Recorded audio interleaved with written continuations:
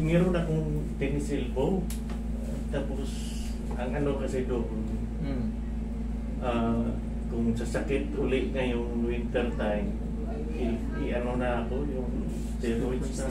Hindi na nung sakit ng winter time yan, dito palang gulping mo na yan, tatanggalin mo na yan. Sana nga mas tapos, sige pa. meron din akong tinnitus. Tinnitus. Tinnitus. Ano kasi ako, master, member ng biggest club in the world. Diabetic po ako. Diabetic, okay. No problem, diabetic.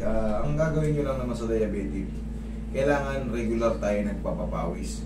Kasi yan ang unang-unang sangkap ng stroke.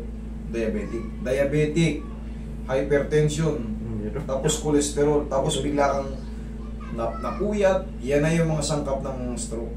Pero, kahit ano lang, mild jogging lang or walking, ang mahalaga, consistent nagpapabawis. Wala kang dapat ikatakot dyan sa diabetic. Talagang nangyayari yan. Maraming may diabetic, pero kailangan lang regular papawis. Ito, alin pa? Ito. Yung tsaka ito, naglalak to pag winter. Ang tawag dyan is trigger finger or carpal tunnel syndrome. Pero hindi naman severe. Tingnan natin kung ano yung pinaproblema siya. Huwag mong tigasan para yaya. Hindi gaano. Ito. Yan. Ito. Roy, lagyan natin ang marker. Hinahanap yung pinaka-portion na masakit dyan, tapos lalagyan natin ng marker para mamaya, yung masakit na to, babalikan natin. Para malaman nyo kung nawala. Ayan, nilagyan natin ng marker. Kasi yung palibot niya, no? Ito, mas masakit to? Masakit din, pero tolerable. Okay, kala ko. Kasi, hahanapin natin yung pinakamasakit. Ito yung pinakamasakit. Yan, umaangat yung puwet ni sir. Babalikan natin yan mamaya.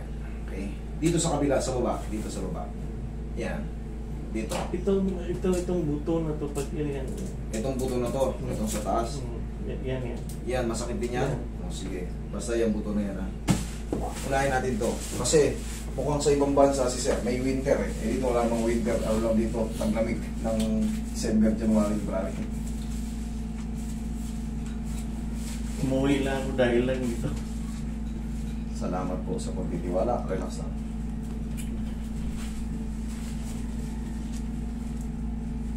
Lambutan mo lang sir. Hindi na natin paabuti ng winter yan. Konting yenig lang yan eh. Tapos mahiwagang paw. Yan. Yeah.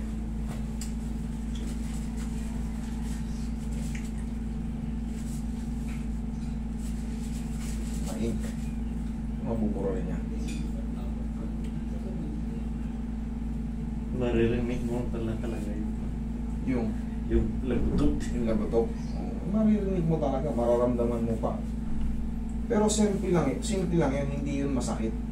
Basta tama yung pagpapalagutok, hindi siya dapat sasakit. Pero pag mali yung lumagutok, unti-unti na yan magsuswell kasi na-dislocate yun eh.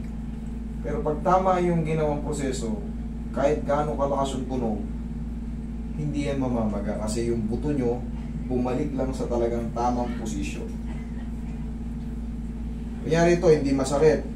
Pag binali ko ng pagano yan, lumagutok, ganun yun. Ibig sabihin, mali yung ginawa. Kaya dito, pinalagutok. Wala namang sakit. O, di tama yun. Bumalik lang yung buto na yun. Tamang posisyon. Yan na yung marker.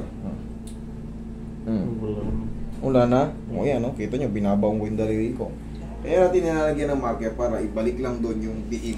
Ngayon, wala na lang. Itong buto. Wala na rin? Sabi ko siya, hindi naabot ng winter yan. Okay?